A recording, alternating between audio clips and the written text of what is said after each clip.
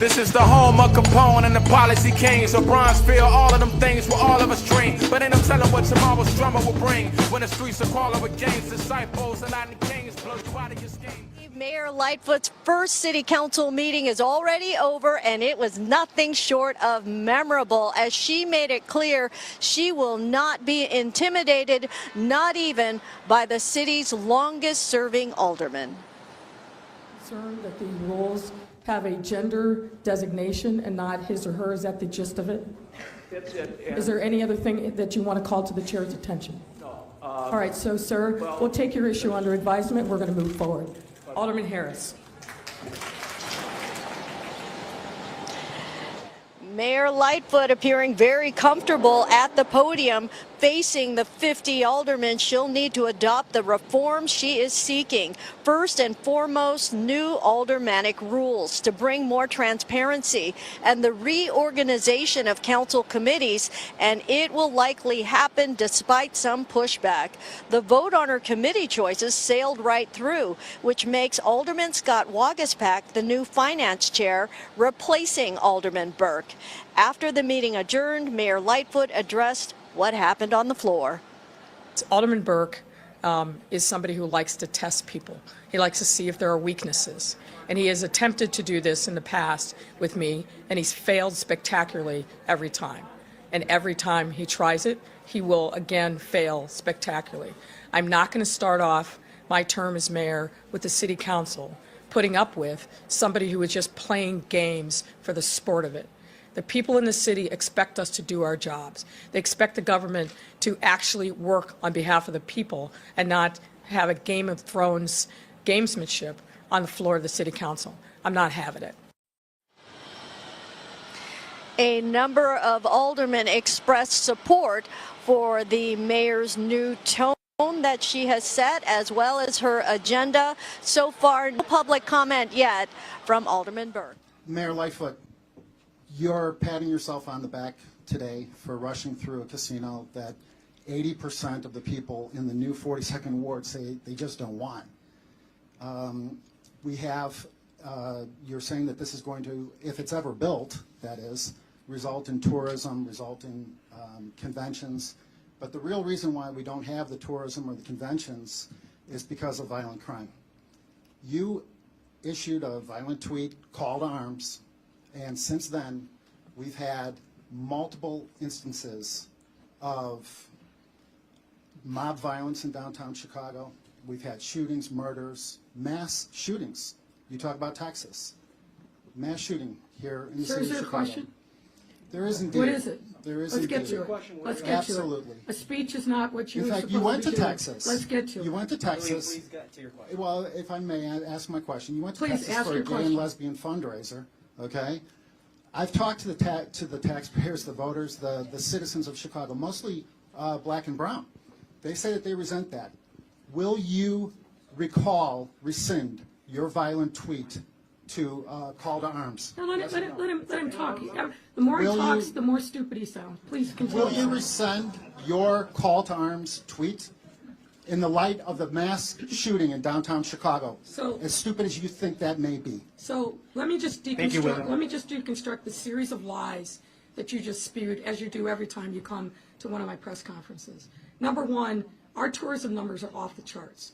McCormick Place is about 90% capacity from what it used to be pre-pandemic. So that's lie number one. Lie number two is that somehow the call to arms, a call to action that I issued in the context of the Supreme Court's decision to overturn Roe v. Wade and basically turn back the clock 50 years' time, where women are not going to be able to be in control of their bodies. No, sir, I will not stand down. I will not retreat, because women in this country are not going to stand for some unelected body to tell us that we don't have the right to control the circumstances and the when and where in which we produce our children. So you're going to let me speak, sir. You're not going to talk over me. That's not the rules here in this press conference. And if you don't want to abide by those rules, you can take your nonsense someplace else, because I am about full up with you. Craig Wall, ABC. I'm not finished. Let me just finish. And the nonsense that you're spewing, that tourists aren't coming to our city, all you have to do is walk up and down Michigan. No, sir. No, sir. No, sir. You will stop speaking. You will stop speaking. You're full of crap. And that's the nicest thing that I can say. I will not let you spoil this moment. And I will not let you, if you do not stop. No, she's answering your question. Keep it down. Harold. Respect her, the way she respected you. Harold, if you do not stop, I will ask you to leave, and I will make sure that the police take you out of here. You will not act like this, sir. You can talk and say whatever you want on the street, but in here, in my press conference, you will not act like that, sir. And let me be clear with you. I'm not patting myself on the back.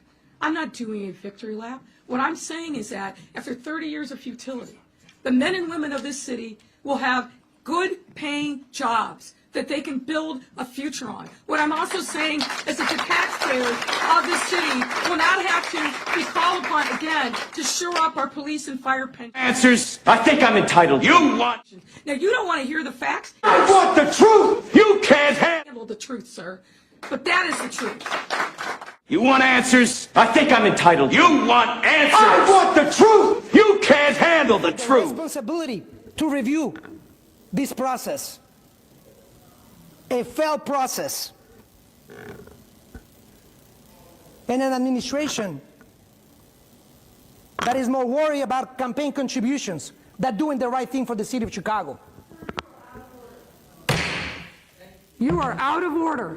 You are out of order. Out of order and is you what's are happening a in the city of liar. Chicago. You are a liar, sir, and you are out of order. I sit here and I will not tolerate you besmirching the hard work of so many people who have worked in this. You may not agree. You may not agree, then vote no. But I will not sit here silently while you besmirch my reputation and the people that work for me from your pettiness of the things that you're trying to do that expose this city to liability, sir. You are out of order. Now, you can express your comments and your views, but you will not tear down the integrity of people who are working just as hard as you are. That is absolutely unacceptable.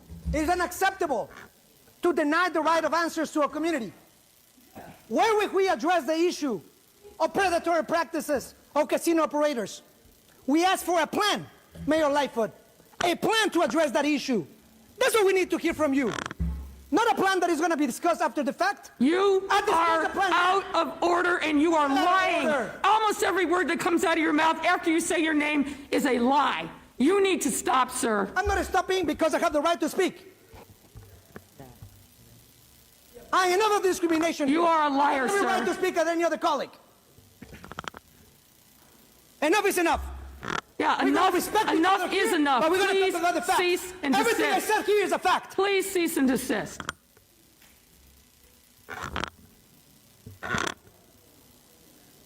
The chair recognizes Alderwoman Haddon. It's a shame and a disservice of the city of Chicago. You've said your piece, sir. I did. And I hope the city of Chicago remembers this. 2023.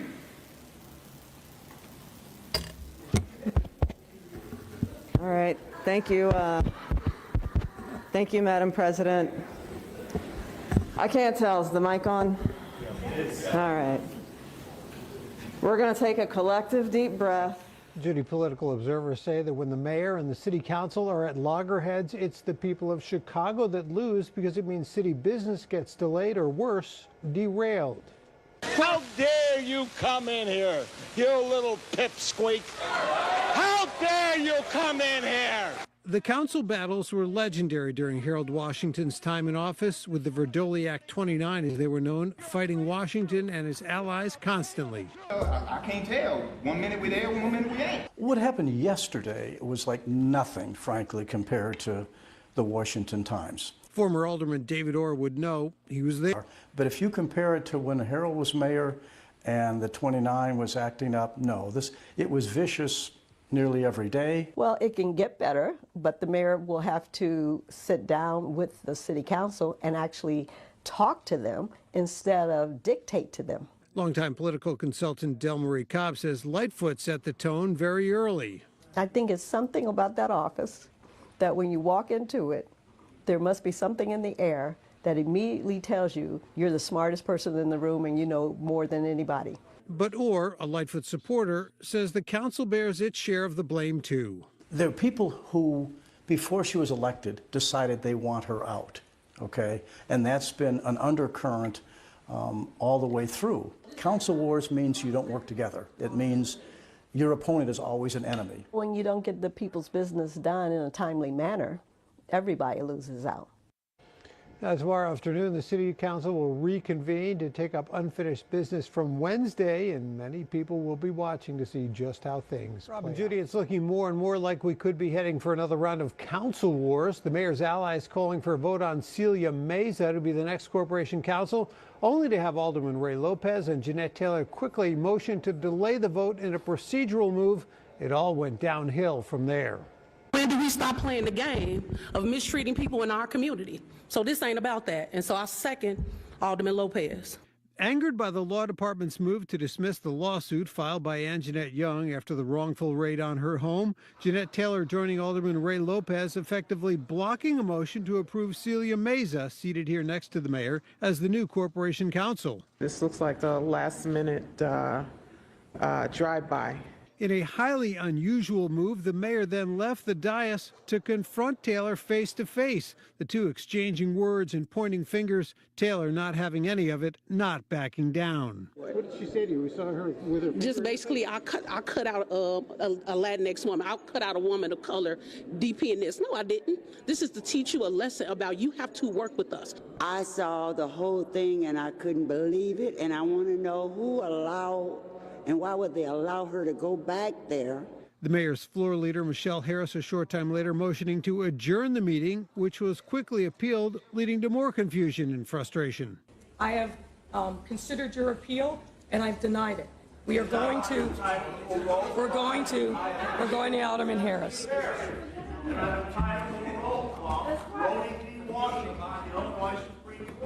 All that meaning a much-anticipated vote on the controversial plan to rename Lakeshore Drive for Jean-Baptiste Pointe de Sable never got called. Chief sponsor David Moore says democracy got trampled today. I'm sad to say that you're going to see fireworks in this city council that we should not have, that the people should not have to deal with. The mayor skipped her usual post-city council press conference, instead issuing a tersely worded statement saying in part, today a small group of aldermen brazenly created a spectacle and did a disservice to their constituents instead of raising their concerns through the appropriate forum. The city council will reconvene Friday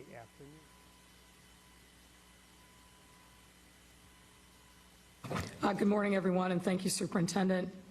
I want to acknowledge Alderman Chris Taliaferro, our chairman of the Public Safety Committee and City Council, as well as Rich Gaitis and members of the command staff, including First Deputy Eric Carter. We are waking up in shock this morning. In the early morning hours of today, dozens of individuals came to our Loop, Mag Mile, River North, and Gold Coast neighborhoods, as well as our commercial district around North and Clybourne. These individuals engaged in what can only be described as brazen and extensive criminal looting and destruction. And to be clear, this had nothing to do with legitimate, protected First Amendment expression. As the superintendent said, we are currently investigating reports that this activity was connected to a shooting and resulting activity that took place in Inglewood yesterday. But regardless, what occurred in our downtown and surrounding communities was abject criminal behavior, pure and simple. And there cannot be any excuse for it, period.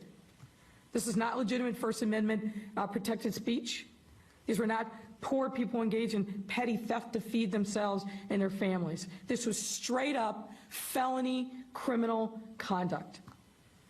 We have activated a neighborhood protection plan, as the superintendent alluded to, which involves city agencies like Streets and Sand, CDOT, Aviation, working coordination with the Chicago Police Department. These resources are being deployed throughout our city to protect our neighborhoods. And likewise, these measures will be in place for the foreseeing days until we know that our neighborhoods are safe. What happened in our city last night and this morning of course, is deeply painful for every Chicagoan. As the superintendent said, this was an assault on our city. It undermines public safety and breeds a sense of insecurity among our residents. It also undermines our recovery efforts. These same stores that were hit last night were hit previously, not just by the looting, but by closures related to COVID-19. Stores that were targeted were more than just large chain stores. They were all small businesses and restaurants, representing our city's jobs and livelihoods, all of which were in the process of recovering or on the verge of recovering and getting back to work. And now this. I want to give my sincere thanks to the men and women of our police department for their professionalism throughout these very difficult times, not just last night. To our residents, I want you to make sure that we are doing everything that we can to secure your homes and stores and to allow you to return to your daily activities safely and securely. And to our businesses, we will continue our efforts working with you and redoubling our efforts to support you in your efforts to reopen and recover. And to those who engage in this criminal behavior, let's be clear. We are coming for you. We are already at work on finding you, and we intend to hold you accountable for your actions. I don't care.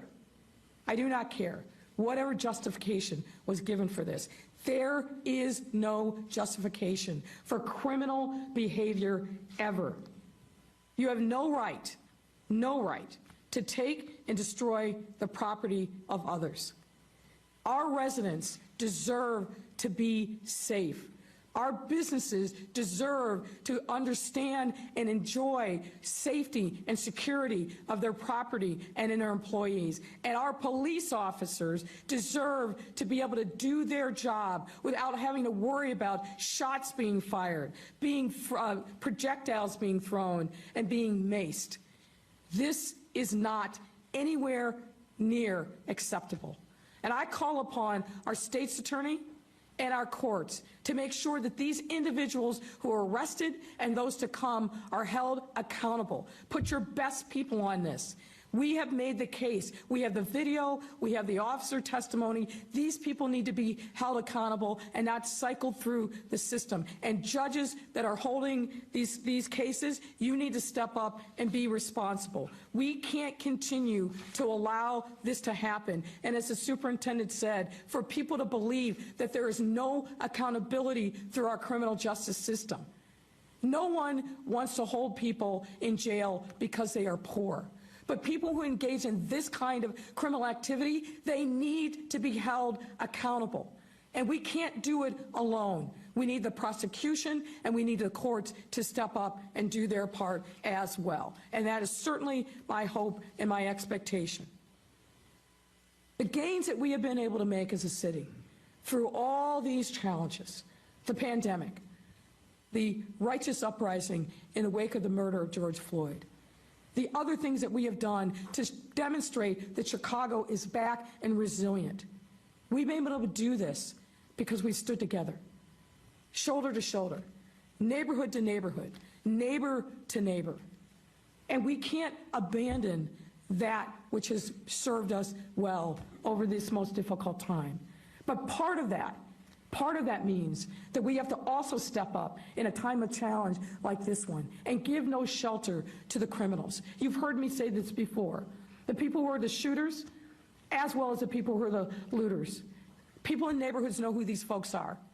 This is your time to step up and demonstrate your allegiance and your loyalty to this city and report these people who are engaged in criminal activity.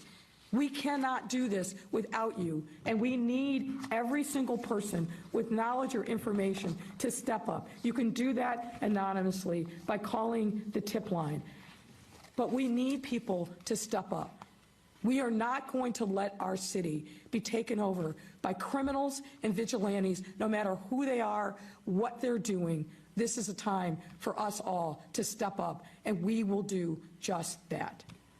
At this time, I'd invite Alderman Taliaferro to say a few words, and then we'll be joined by Director Guidas from OMC. Despite her small stature, Lori Lightfoot loomed large in a city known for its big shoulders. All right, can you hear me, everyone? People are hungry for change. And take back our city from the broken, corrupt political machine. She fits the great characters of Chicago politics of the years. You know, big, brash, bold, sometimes offensive, sometimes endearing. I mean, she's a brilliant woman and a dynamic personality. Chicago Tribune reporter Gregory Royal Pratt says Lightfoot is a fascinating figure. A pandemic who led Chicago through a transformative time. It's a way to document the history of the city we love. I'm not like any other mayor that sat in this seat before. And the mayor that the city loves and sometimes loved to hate. He is the author of a new book entitled The City is Up for Grabs. The phrase comes from Lightfoot's own words in a text message to Alderwoman Rosanna Rodriguez Sanchez during the 2020 riots.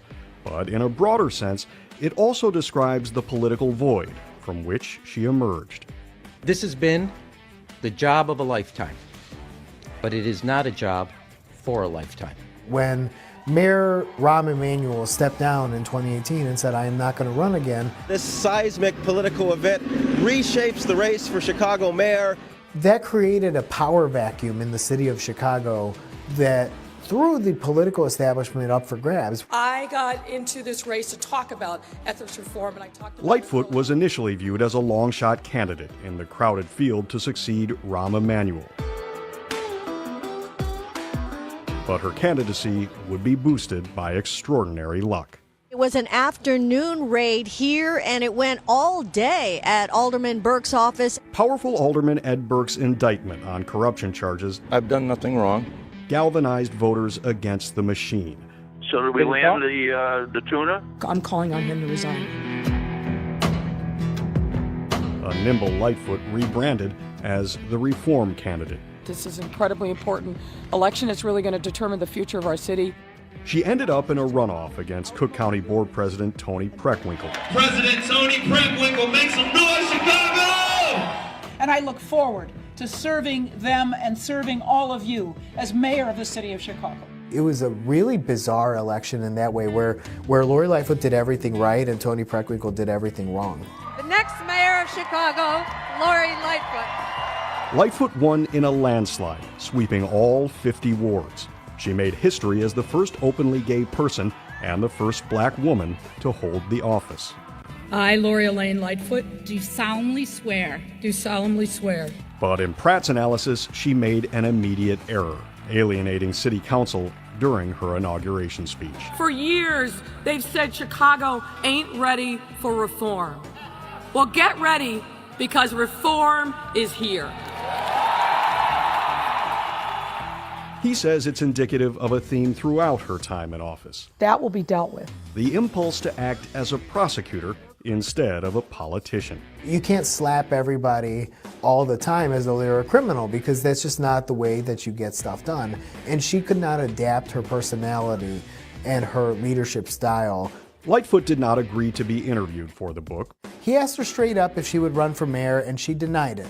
But Pratt spoke with dozens of City Hall insiders, along with Lightfoot's former classmates, co-workers, and rivals. So I have 4 years of the mayor's text messages with powerful people. I have 4 years of her emails with her staff and with all sorts of powerful people.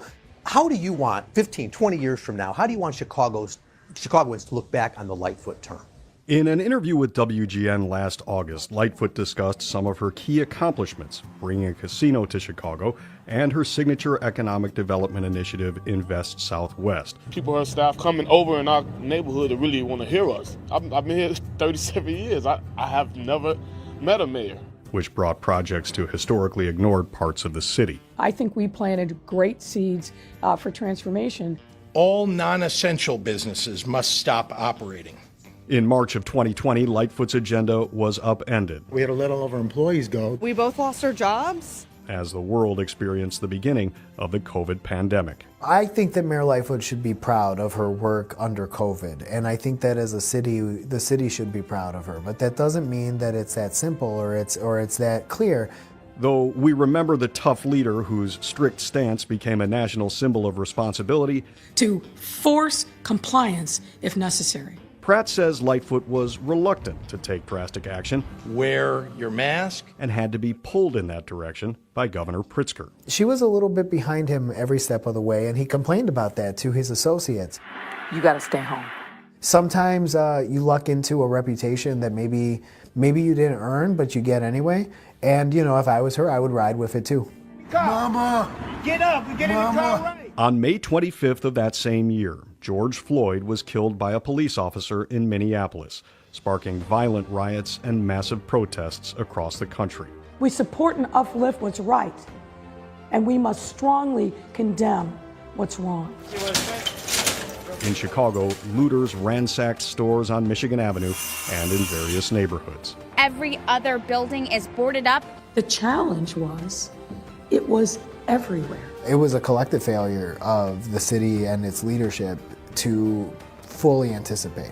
This is an historic day for our city. Pratt says perhaps the most consequential decision of Lightfoot's term was, in real time and in retrospect, her biggest misstep. How you doing, Vaughn? Good to meet you.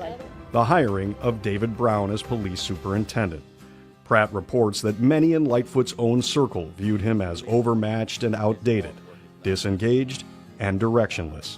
Being the superintendent of the second largest police force in the country is not an easy job. And on any given day, under the best of circumstances, I think there's probably less than half a dozen people qualified to do it nationwide. Which is grossly exaggerated. It is not a job that you and I could do tomorrow, but it's a job that there are a lot of people that could do it. More than 24 people shot from Friday night to Monday morning, including in the heart of the city. Chicago, like cities around the country, experienced a rise in violent crime during the 4 years Lightfoot served. How do you feel safe? You can't even feel safe sitting inside your car anymore. Lightfoot tangled with the police union. She has a Napoleon complex. John Cancesara has systematically lied to his members. And the Chicago Teachers Union, which went on strike for 11 days in 2019. Get on the right foot! And engaged in a labor action, refusing to return to in-person learning. But here we are, still not back in school, day 11. Forcing school cancellations in 2022. Well, Mayor Lightfoot does not share their politics. In the end, Pratt says the Lightfoot years seemed hopeful and hectic, overwhelming and exhausting. You're managing day by day to kind of get through those challenges. A very strong letter to Mayor Lightfoot offering help because she's clearly unable to control her streets. People were just kind of tired. It was a little bit like Trump in 2020 where people were like, you know, it's something new every single day. But Pratt's ultimate conclusion is that the city, which he describes as up for grabs, won't be held down for long. We are a strong, resilient people. We like our mayors, we like our politics, but that doesn't mean that any 4 years can break a city as incredible as this one. Very, very proud of the work that we did over the course of the 4 years. My honor and privilege to bring to you the mayor of Dalton, Tiffany Aisha Henyard.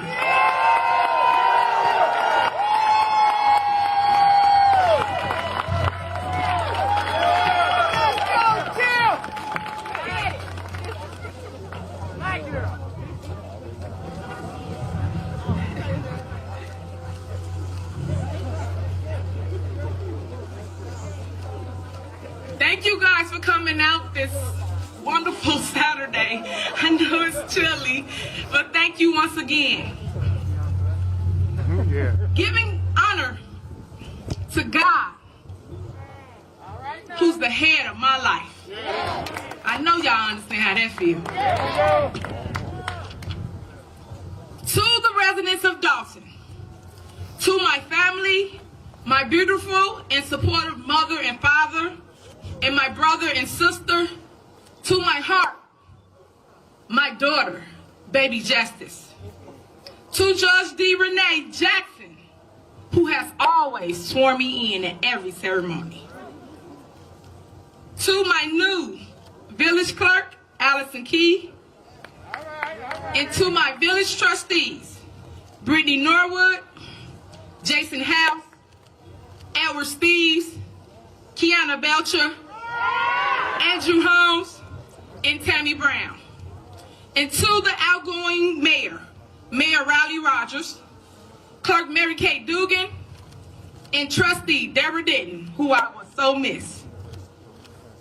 To my fellow elected officials here today, the mayors, Congresswoman Robin Kelly, the Speaker of the House, Emmanuel Chris Welch, a history maker himself, Cook County Board President Tony Preckwinkle, State Senator Napoleon Harris, State Representatives Will Davis and Thaddeus Jones, who is now the new mayor of Calumet City. Congratulations. To Cook County Commissioner Sims, Miller, and Moore, and all the local elected officials here in Dalton today. Can you all stand? Please give all of our elected officials a round of applause. Thank you guys for all y'all service. You may be seated. A special thanks to the judges and my pastor. Where you at, Pastor? William Fletchman. Oh yeah, William Fletchman. I'm sorry, I got the other Williams on here too. And also to Anthony Williams. I also want to thank the singers of the national anthem in my tribute song, Rise, and the young man who recited the Pledge of Allegiance today. Thank you so much. Let me also personally thank Dalton Park District Cleo Jones, President, who was so accommodating to allowing us to have the inauguration here in the park today. Can you please give them a hand? To my campaign workers, especially Kashika Mason, Karen Johnson, who all helped me get to this wonderful place. Especially, and I do mean especially, my campaign advisor, the retired clerk, Dorothy Brown. Can you get them all around the place? Real loud, y'all. They helped me get to where I'm at. I thank them for giving up their lives for all those months. And I also want to thank my publicist, Sean Howard, and my very good friend and mentor, aka Pops, Stanley Brown.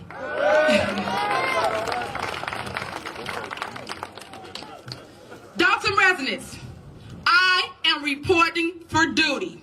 And I am ready to serve as the first female and youngest person to be mayor here in Dalton.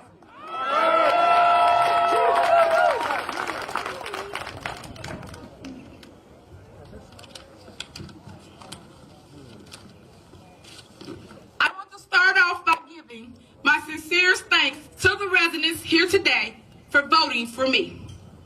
To those who did not vote for me, I forgive you. Just joking, laugh.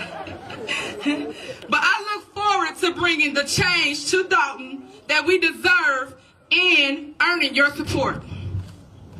When I was 19 years old, I started my public service. I hosted a block club party, and my neighbors was concerned about a tree that they wanted to get trimmed down. I went to my first village board meeting. I would never have imagined that I would be standing here today as your mayor. I am so very humble, and I pledge to you, Dawson, to make you proud.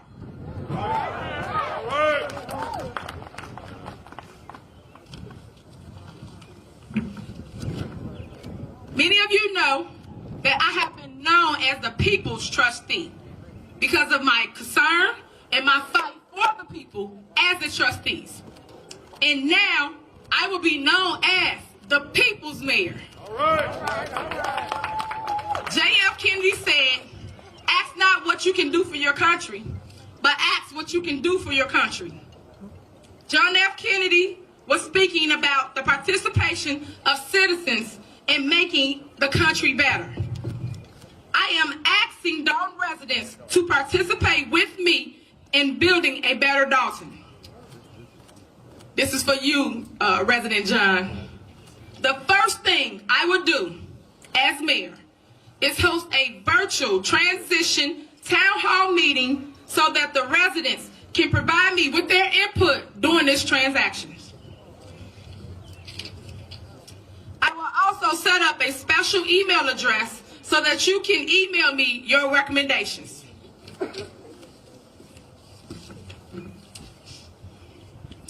I want Dalton to be for my daughter and other children what Dalton was for me growing up.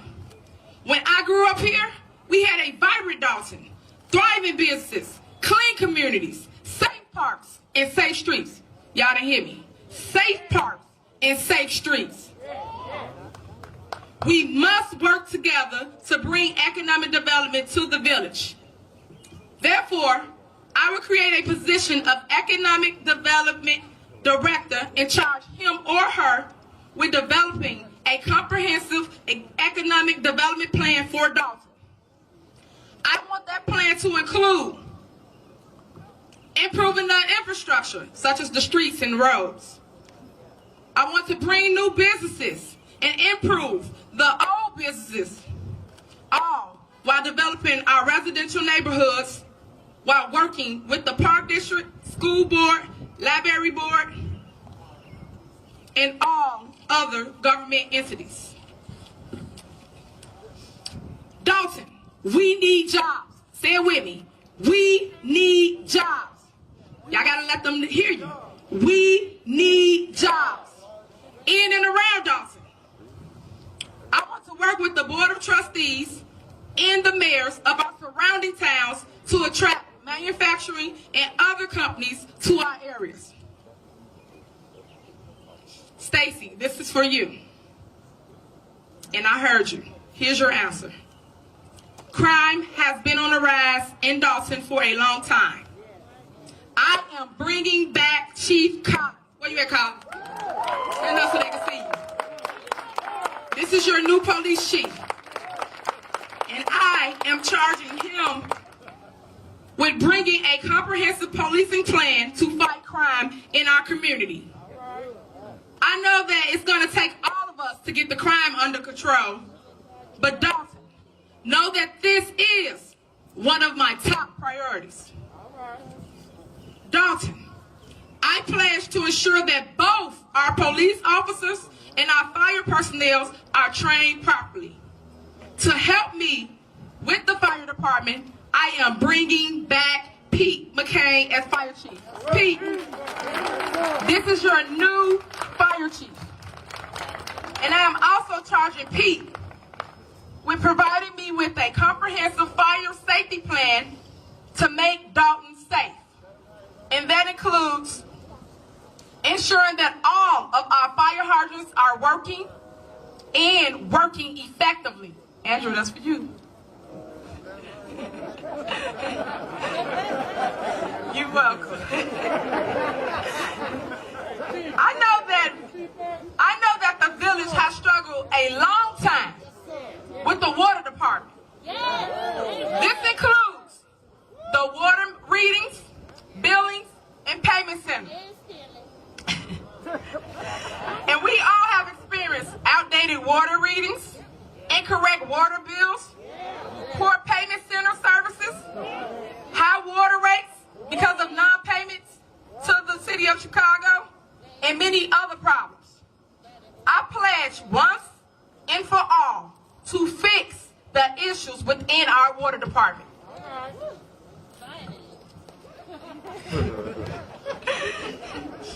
The alarming debt owed to the city of Chicago has placed a dark cloud over our community. The efforts of our now previous administrations have created bottlenecks and roadblocks in resolving the issue. But we cannot be alone in negotiating with the city of Chicago. I am now publicly requesting of our federal, state, and county leaders to join me in speaking with Chicago Mayor Lori Lightfoot to find a common ground in reducing this enormous debt.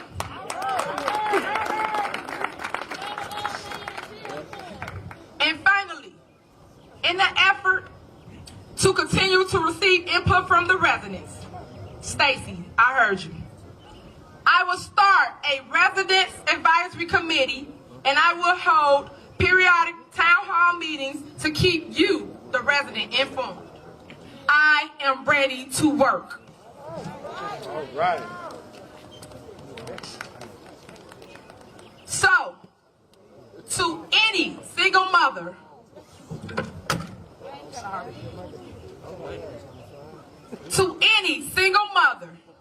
wondering how they will make ends meet, I know all too well what it feels like to care for a child as a single mom. As single mothers, some of us face daunting challenges such as making solo decisions, having no one to turn to, self-doubt, stress and anxiety concerning finances, and losing a sense of self. Single mothers, I have seen you, I am you, and I am ready to work for you.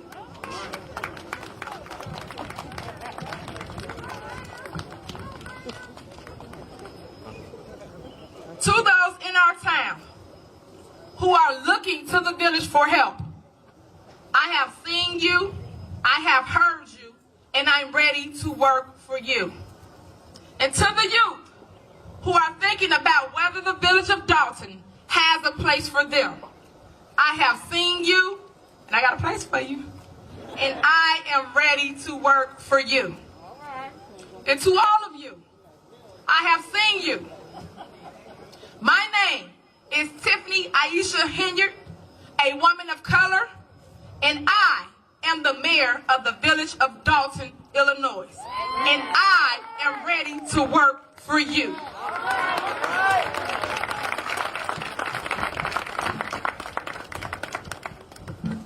Finally, I will close as I stated before. Dalton residents, I am reporting for duty. And I am ready to serve as the first female and youngest mayor of Dalton. Thank you all so very much, and God bless, and happy Mother's Day to all the moms. Thank you.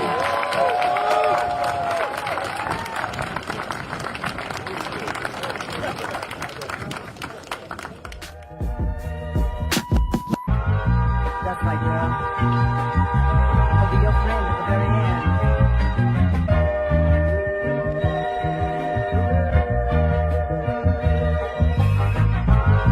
That's my girl.